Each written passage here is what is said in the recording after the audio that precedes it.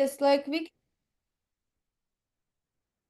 Okay, so yeah, my idea about the emotional intelligence is that it was presented based on the notion that the IQ is not good enough because people go to school, they have top IQ, they are almost the same when they go to those high level jobs like leadership and management and stuff like that. They are almost the same qualifications, the same mindset or something like that.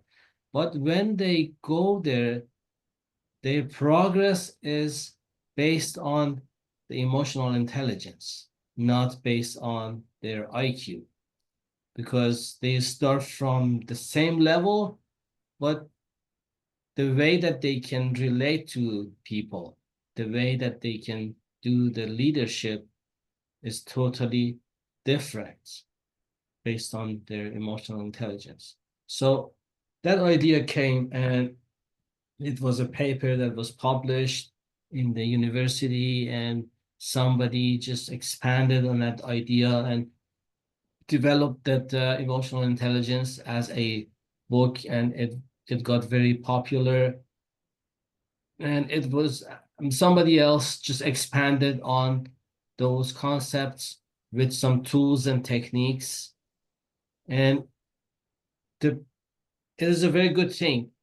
But I believe personally that there should be much more than that, because the emotional intelligence that we have nowadays is more technical and tactical, and it is not based on the core values or the you know the concept that I am presenting is a little bit different. My approach is a soul-centered approach, a spiritual approach to emotional intelligence. And what it means, for example, the self-awareness, the first pillar of emotional intelligence. The self-awareness.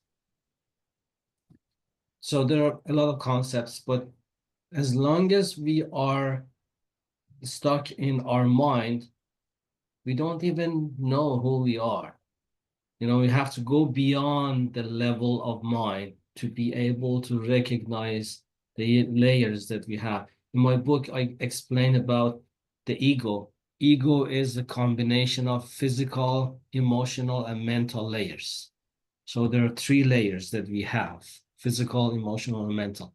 And then uh, there is another thing that is the consciousness, that is uh, infinite intelligence, that is soul, which is beyond those layers. And then when we go to operate in that layer, we can cure and heal the wounds that are on physical, emotional, and mental. But we have to recognize our position first. We have to realize that we are not those layers. And so it's very important to see this concept through those soul-centered approach.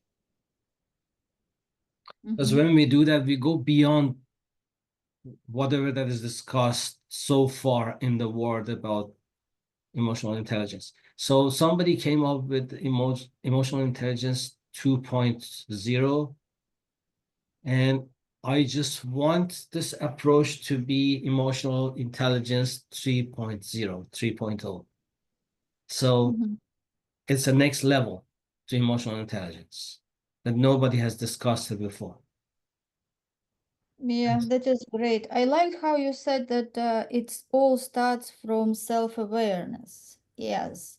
Mm. And also it starts from understanding that we are not our reactions and we are not our brain, and we can train ourselves to respond instead of react. And this is how emotional intelligence comes from: ability to not be reactive. Yes, Mhm. ability to observe the situation and give it response which you want, response which will benefit you and benefit situation, benefit even the person. So it is far from just reaction, because reaction happens when people uh, get information only from five senses: ability to see, hear, taste, smell, and touch, and without thinking, they react to those information which comes through five senses. Yes, and this is mostly how people are programmed. So it is mostly subconscious reactions instead of thinking and seeing how this situation can be solved, or how this information or person should be addressed in the proper way, because usually people react immediately. Yes, they hear something and they say something, and then they think, oh, did I say that? Why I said that? How it happened? I don't even think that I had to say that. Yes, it shows that uh, people don't think.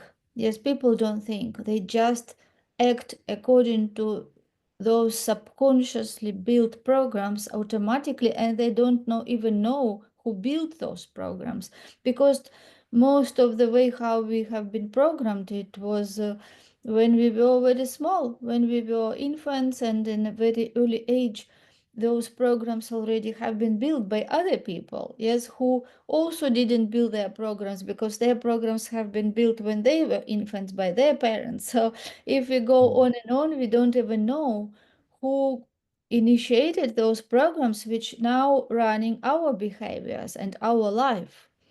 And Mhm. so for me, emotional intelligence is to getting into control and to understand who you are, as you said, self-awareness, who you really are, why you do what you do, why you behave this way, why you say what you say.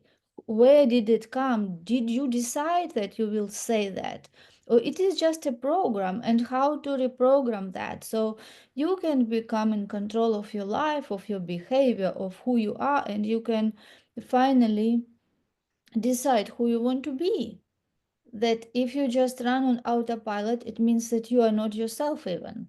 Because again, your self image, how you see yourself, what you think, how you should behave, it is all built, all built up by Yeah. other people. So this is exactly how you want to be, how what person you want to be, what you wanted to do in this life, and how you want to be remembered, and how this personality which you build will behave in different situations. And this is totally different perspective. Mm. Yeah, you know, in my work, I have categorized things into six different categories, and I came up with uh, 36 different groups of categories of those limitations. And so there are a lot in it. So mm, when I do work for with people, I just check what are those filters that they are carrying based on the problem that they have, because we all have those filters. Social programming and ancestral energies, and there are a lot of things that is included in it. So I just put them together as those categories that I call them counter intention frequencies.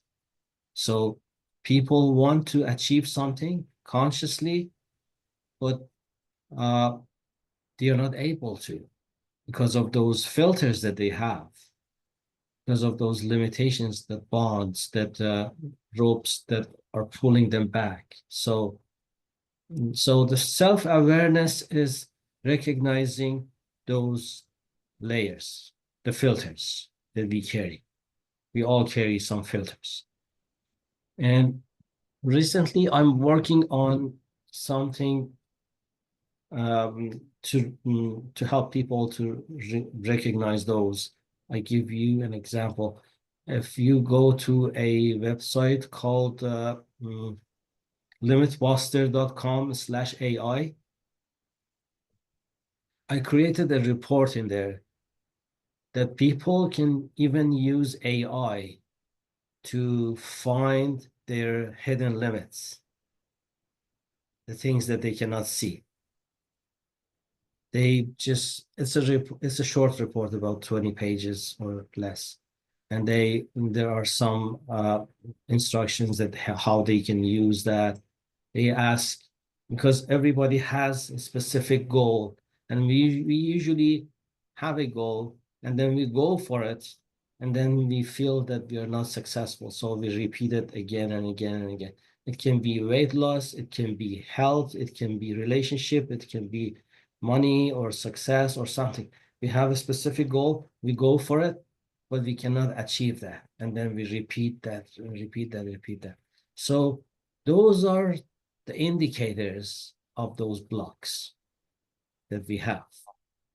How we can ask ChatGPT or AI or something like that, what block might be there for someone who is having that goal but tries to achieve that, but they cannot. List all the limiting beliefs that is possible for that scenario. And then it comes up with the list.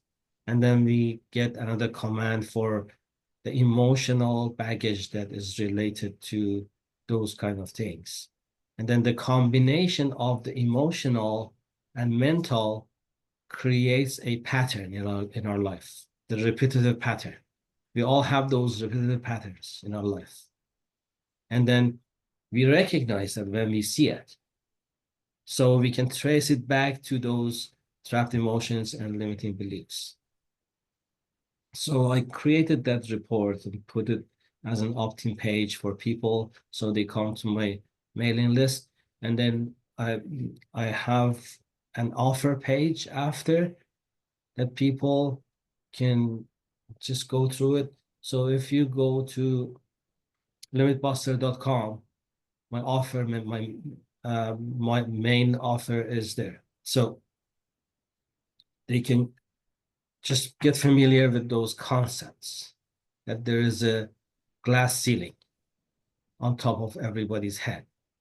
So they try to achieve something, but they hit that glass ceiling because of those limitations that they have, because of those hidden blockages that they have. So it's called glass ceiling effect. And people get familiar with those kind of things, so they recognize that there is something that they have to just leave in order to be able to fly higher. They have to cut some ropes. They have to get rid of the old programming and stuff. Because nowadays, everybody wants to achieve something. There are two approaches. One is the hustle and grind. People say that you have to go for it. It is no matter what, you're going to move forward and stuff. And some people do it, but they're fighting with their subconscious mind. And so they get burned out. They might be successful in one area, they might have a big business, but they are suffering. Emotionally, they are suffering. Relationship is falling apart, and health is not in good situation because of the stress and anxiety. They go and they are not happy. In total, they are not happy. They feel it's a mirage. They feel that they go and achieve that goal and they're going to be happy then, but there's always a distance. And they go, so they feel betrayed because they go and achieve that goal and they are empty. They're not happy. So they feel betrayed. A lot of people feel that betrayal in life because life promises that if you achieve that a specific goal, you're going to be on top and you're going to be happy, but they are not. So that is the gap that we can feel. That we can help them out with that, because that is not the best approach. They have to be aligned with their higher self, with their purpose, main purpose in life. And so there are a lot of things. And some people just fall in the trap of law of attraction. They think that they just sit down, do nothing, they just imagine something, and everything is going to fall on their lap. But it is not like that. And there are a lot of disappointment in the law of attraction um, society, because people think that that is the only way, but they are not there. They just want something and expect that to happen because they have to be in that vibration first to be able to achieve something. You attract what you are, not what you want. So there's a difference. They want something that is far beyond their vibration. They have to adjust something first. They have to drop those loads first to have the capacity to be at the higher vibration. Then the money comes, then the everything that they want comes to them instead of them going towards that. That is the difference. And there's not many people talk about it this way. The both ways. I call the first one uh, the masculine approach towards success, because you are into action and doing and doing without considering the burnout and stuff like that. That's the masculine approach to success. And the second one, I call it the feminine approach to success. And I'm passive. I just imagine things and I wish and do some exercises and stuff. I expect everything becomes perfect all of a sudden. So those masculine and feminine approach is, I think it's a trap, and it's disappointing a lot of people in the society. So if we be able to bring people to that realization that there is a neutral approach, there's a combination of masculine and feminine, then they get the results with alignment. Because we have to be on the center line, not on the sides, one on the right side or the left side. Right side or left side is distraction. We have to focus on the center, which is the balanced approach.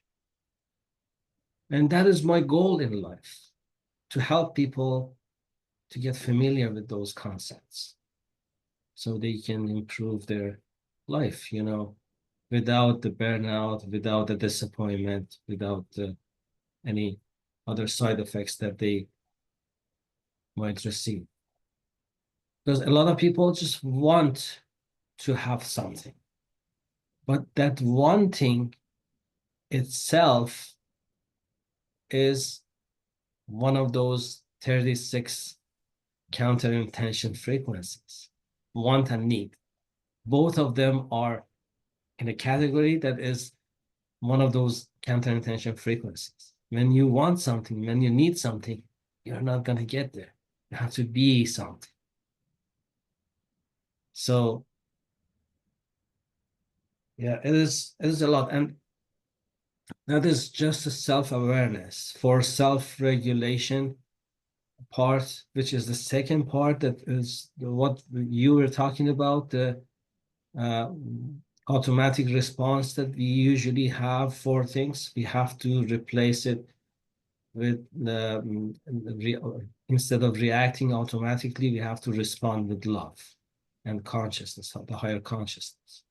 So that little bit of pause and switching from reacting to responding comes into that self-regulation. When we see those limitations, then we can choose what to do in that scenario. Why can we choose? Because we are at the soul level. Only at the soul level or higher consciousness you can choose. When you are trapped into those layers, you cannot choose. Things just happen to you and you don't have any choice. When we are trapped in the mental level, for example, we cannot choose. We have an opinion and we fight for our opinion. We fight with others for their opinion and we kill each other you know, based on somebody says something that is, I don't agree with that, and we go and fight with them. You know, that is a trap in the mental level. So when we get, so in that scenario, we don't have any choice. Everything is based on our beliefs, the patterns that we carry and stuff, or emotions. Emotions, I have an automatic reaction based on the emotion of anger that I have, or jealousy that I carry, or a lot of emotions, failure, a lot of things. So those determine how I react to different scenarios because I'm carrying those emotions in my body and they are vibrating and a specific vibration that is lower than my average vibration. So as long as I carry those, I'm reacting. It's a trap. So I cannot choose in that scenario. When I drop those loads of mental, emotional, and other layers and ancestral and um, misalignment with my true self and that shame and guilt and a lot of those things, social programming. When I drop those, then I have a specific capacity to choose. Otherwise, I don't. You know, that's for most people. They don't have that capacity to choose. They have to drop those layers first, those filters first, then they can choose. Then self-regulation comes to play. Otherwise, we want to be happy, but we don't know how, we don't know why, we don't know. So we just want something. It is just the want. It is just a need.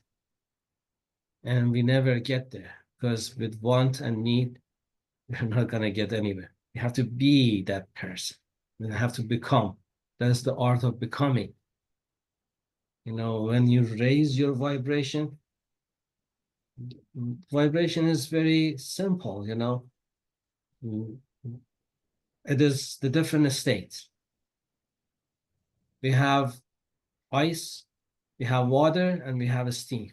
They are the same thing, H2O, but in different states. So ice is compacted together. The molecules cannot move freely. They are tangled together. And then with a little bit of heat, it becomes water. It flows from somewhere to somewhere. It takes the shape of the glasses and stuff like that. But when we heat it even more, it becomes steam. It's not even limited to the container. It can fly. It can expand everywhere. So those are the different levels of consciousness. When we are at the ice level, we cannot choose, we cannot move. We're tangled. But with a little bit of expansion of consciousness, we can flow. And then with more, we can even expand and fly. So there are three levels of consciousness based on that concept of ice, water, and the steam. And only when we are flying, we can choose to go wherever we want. Otherwise, everybody else is choosing for us. Our subconscious mind is choosing everything for us. Yes, and it is interesting that people, when they are in certain stage, they don't understand that there can be something different. Yes, they just think that, oh, this is how I am. But when they raise their awareness and they look back, they say, oh, how I don't recognize myself anymore. And they don't want to go back. Yes, Mhm. once you raise your awareness, it is like expanding and you start seeing more and you become more, and when you look back you don't want to go back. Yes, Mhm. because Exactly. yes, you cannot go down, you only can go up, right? So once your awareness expanded, you cannot go back, because this is you already, you are a different person, and there is always the next step and the next step, because there is unlimited number of frequencies how you can grow. And this is what makes our life so interesting, that we understand that we already get so far, and we are happy about our progress, and and we can see that there is unlimited number of steps you can do. So this is what makes you become more hungry, because you can feel and enjoy this growth process, and you understand you can grow so far without limits. And this is what makes you even to do more and more. And that is why self-development never stops. You cannot stop, because you get a taste of that growth, yeah, of that eye-opening experience. And you don't want to get back to the cave once you are already in the open space and enjoy the sun, and you can know that there is so much to discover about yourself and about the world. So you get very encouraged and excited, and that is why we want to share this knowledge with other people, because I think this really something that makes me fulfilled, to help people to transform their lives and find their purpose, live life with fulfillment. Because what can be the most or more valuable than a human's life? And one person is not just one person. People have children, people have grandchildren. So when we help a person, one person to change, it will affect many generations, because their life and their relations with people around them will never be the same. Exactly. So it's a very interesting that we see through those filters, and so it's like a shade. It's like a glasses with a specific lens. So if I wear a glasses that has the lenses that is green, I see everything with a green tone, and I expect everybody else to see the same thing in that level. And if they don't see the same thing, I fight with them. I tell them, see, I can see everything green. It is green. I can prove it is green because I can see it as a green. But they see it blue because they have the shade of blue that they are wearing. And we argue with each other. We fight and kill each other because I see it green and they say see it blue.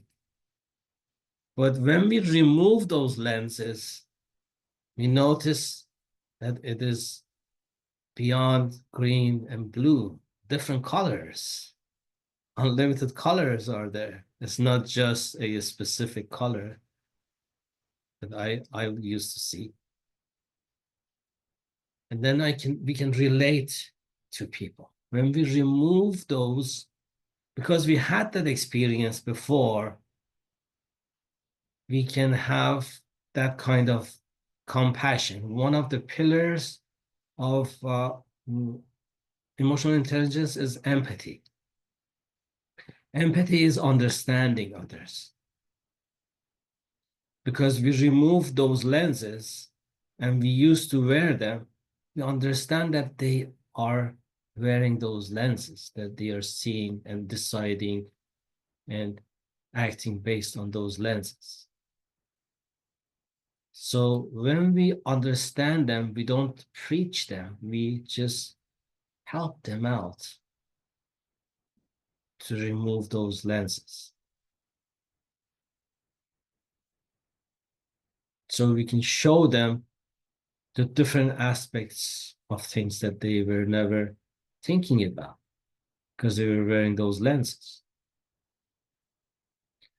And then there are some other pillars in emotional intelligence, like motivation and social skills. So when people have their self-awareness and self-regulation, that then comes the motivation. Motivation means that now they are moving towards a worthy goal. They are in alignment. They know what they want in life and they move towards it. And it makes them happy. I was talking to somebody, it was somebody's birthday last night. We just decided, because she was somewhere else, we decided to have a small celebration on Zoom, and for her birthday. So everybody was talking about her birthday and stuff. So I told her something, that I told her that, everybody is born twice. The first time is when we come out of our mother's womb, and the second times is when we know why. When we know why we were born, it is a new birth in life. So, and I told her that I noticed that you are a good teacher.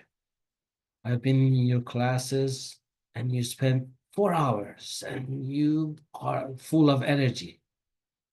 Your eyes are shining. Everybody else is tired, but you are going and you are just excited and stuff. I told her that excitement is the best thing in the world, because that excitement, that energy from something that you are doing, and you forget about time and space. You forget that people are there for 4 hours. You're just still going. It means that that is your passion. And I told her that when I noticed that you have that passion, I knew that you found your purpose.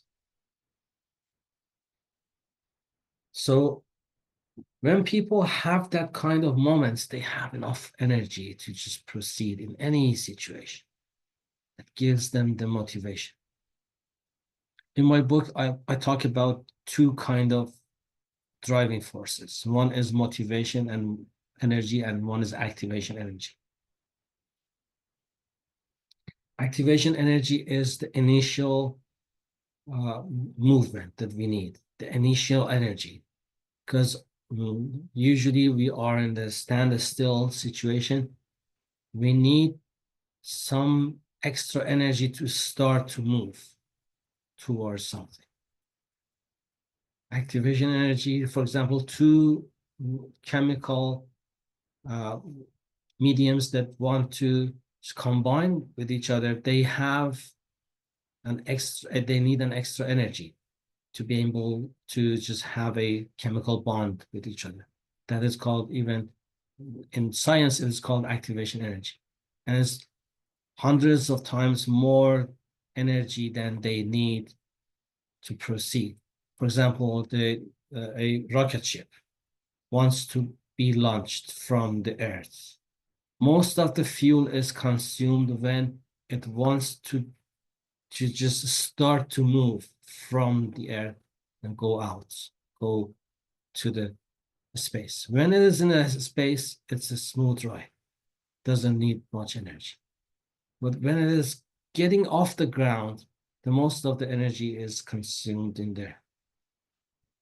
So we need some activation energy to make those big shifts in our life. And sometimes it is by force. For a lot of people, that activation energy comes with the force. How? We go to the end of the path. There's nowhere else to go. We are at the bottom of our life. We are miserable and we cannot do anything else. When we are at the bottom, we just wake up all of a sudden. We do something.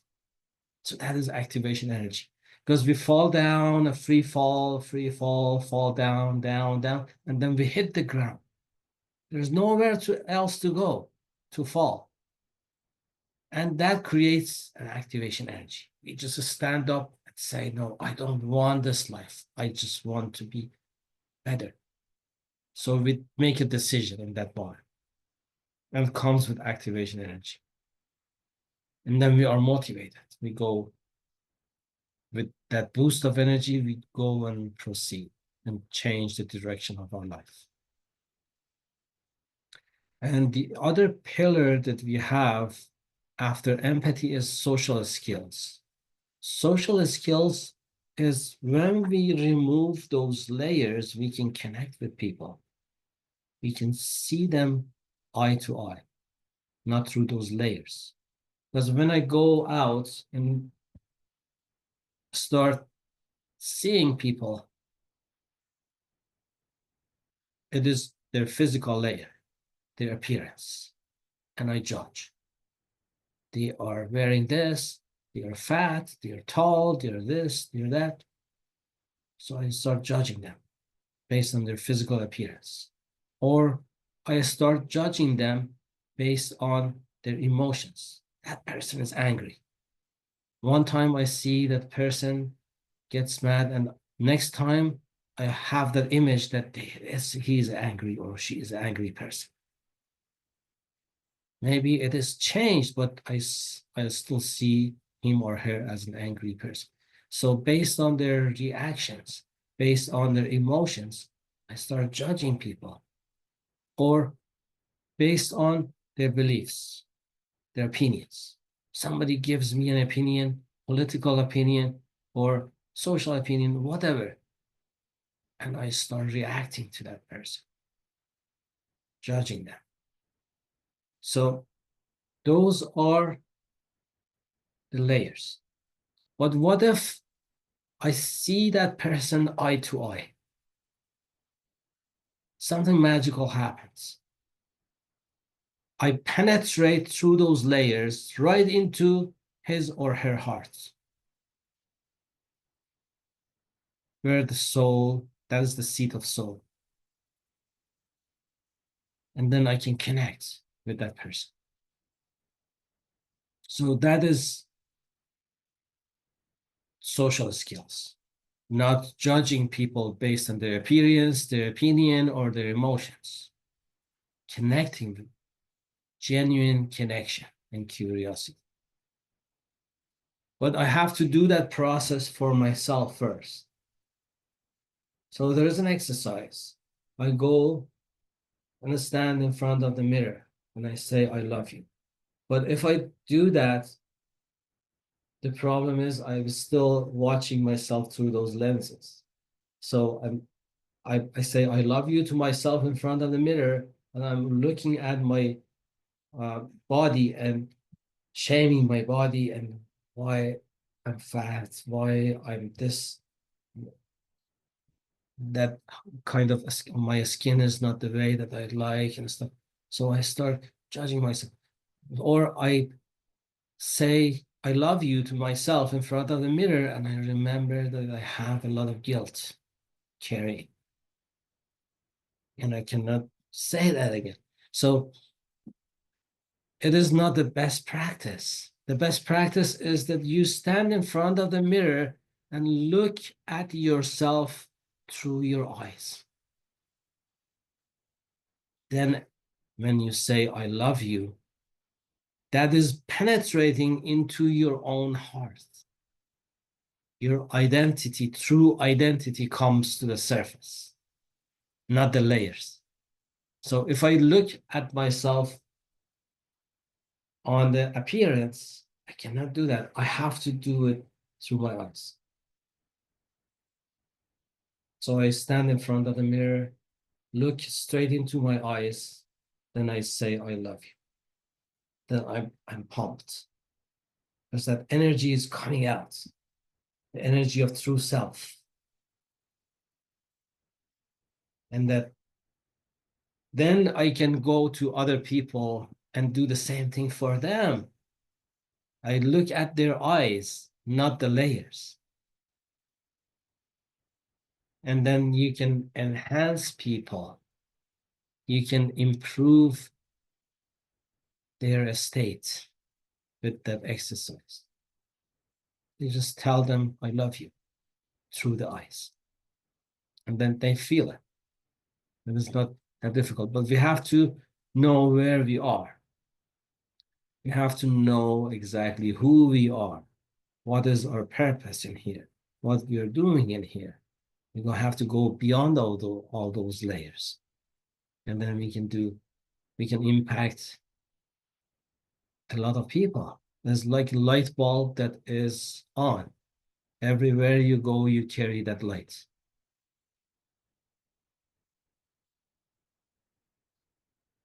Yes, and more people will be awakened and understand that there is so much in them. Yes, so much potential, and there is so much that they can do.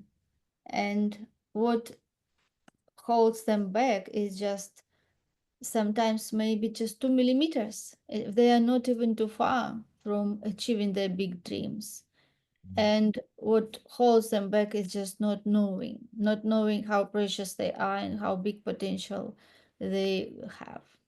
And Mm, when they believe in themselves and love themselves, this is how they get inspired to search for meaning in their life, inspired by finding that burning desire, and live every day with that feeling of fulfillment, that they really found themselves, they found what they really love to do, what they do, what gives value, and they will have so many good gifts and results when they live with alignment, when their conscious mind, subconscious mind is aligned with their big goals. mm. Exactly. So there is an alignment between conscious mind, subconscious mind, heart, and gut. The action, gut comes with action, and heart comes with the higher self and the two aspects of the mind.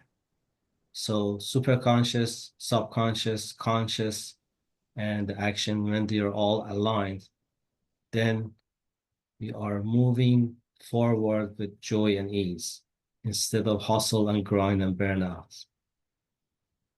Yes, so in our program, we will connect all these essential parts so people can find who they are, find their truly gifts and talents, what they have. Yes, what they have to develop and grow. And based on that, they can find their big goals in life, what will make them fulfilled, have that burning desire, and then knowing how they can bring to the surface something that they never knew before and never used before, how they can use high mental faculties to achieve any big goal, to have good attitude, to make right and fast decisions. Yes, to have that alignment, what is called also praxis, like when what we say, what we feel, and what we do is aligned. Yes, because there are so many people who say something, but inside of them, the inner dialogue tell them that, whoa, how we are going to do this, it's not going to happen, and their actions will be something different. So this is so important to have all these aligned thoughts, feelings, and actions. Yes, and this is what all together what we just discussed builds up like bricks on one on the another, and this is what forms emotional intelligence, which is so important to live that life with fulfillment and achieve your biggest dreams and goals. Mhm. Yeah, it's very interesting. And so the program is based on the conversations that we have on a specific topic. And it's a very good way for presenting the information. Why? Because uh, if I sit down and record myself, uh, I don't, you know, it is harder to connect to the higher self, to the higher state of consciousness as a channel. But when I'm talking to somebody, I can be a channel. I have that capacity to become a channel and say something that I didn't even know before as a channel. So I sometimes do that. But when I'm doing it, I'm channeling through a medium. So uh, if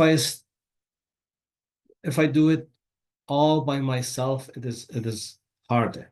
But when we are in a conversation, you say something, I say something, and we feel that we are becoming that channel and that mastermind, the concept of mastermind comes. Then when two people gather together, they can be more than um, that. So they can expand that vessel, the consciousness, and then the more comes into the mix. And so we can create that kind of environment for people. And it's a very good service that we can provide, I believe. Yes, definitely, definitely. So I'm looking forward for our program to be to Mm. be really light for many, many people who are looking for that. Because as you said, some people practicing law of attraction, some people practicing some other techniques, but it is so important to have all together. Yes, understanding that law of attraction is just one of the laws. Yes, and it is a secondary law. The first law is law of vibration. So understanding the laws all together, not just taking one out and practice. It will not work. You have to know all the picture, all the laws.